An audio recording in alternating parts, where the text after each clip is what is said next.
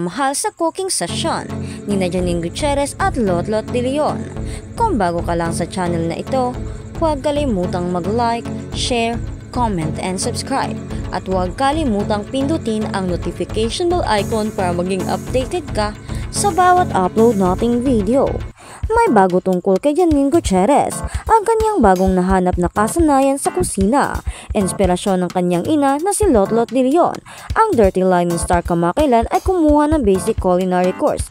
At ano pa ba ang mas magandang paraan para ipakita ang kanyang mga husay kaysa paggawa ng masarap para sa kanyang ina sa katatapos ng Mother's Day celebration. Para magdagdag ng sweet touch sa kanilang band, nagpasya siyang ihanda ang kanyang version ng 4-cheese lasagna recipe ni Lotlot.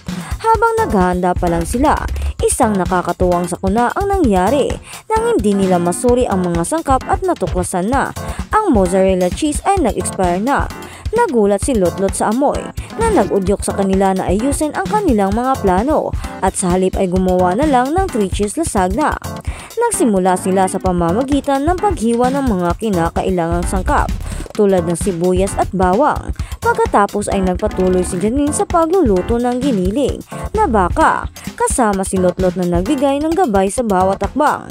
Ang unang tip ni Lotlot ay gumamit ng mas kaunting mantika kapag nagluluto ng mataba na karne ng baka. Then she was there to teach Janine how much herbs to add. Pagkatapos ng mga halamang gamot, naglagay sila ng cream cheese na sinunda ng gatas. Sumunod na dumating ang cheddar cheese, kasama sa pamamaraan ni Lotlot ang pagdaragdag ng kaunting cheddar at gatas dahil wala silang mozzarella. Ibinuhos nila ang alak pero tip, huwag paghaluin ng hindi bababa sa 2 minuto hanggang sa masunog ang alcohol. Kapag naluto na ang sarsa, ikinalat nila ito ng kaunti sa kawali upang ito ay hindi dumikit sa lasagna. Pagkatapos ay nagsimulang i-layer ang mga sheet ng lasagna at sarsa bago ilagdag ito ang itlog sa ipinaghalo. Basagin muna ito sa isang hiwalay na mangkok upang suriin ang kalidad nito. Iwasang i-crack ito ng direkta sa lasagna upang maiwasan ang pag-aksaya ng mga sangkap kung kamasama ang itlog. Ang pinaghalong itlog at kiso ay binuhos sa kawali at ngayon ay handang-handa itong ibig na siyang suggestion o turo naman ni Lotlot kay Janine. Habang naghahanda sila ng pagkain, inalok sa amin ni Janine at Lotlot ang simpleng pagdiriwang ng Mother's Day ngayong taon. Simpleng lunch date lang nila tapos itong activity na ito.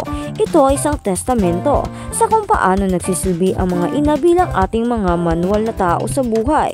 Tulad na kung paano sinusuportahan ni Lotlot si Janine at lahat ng kanyang mga anak.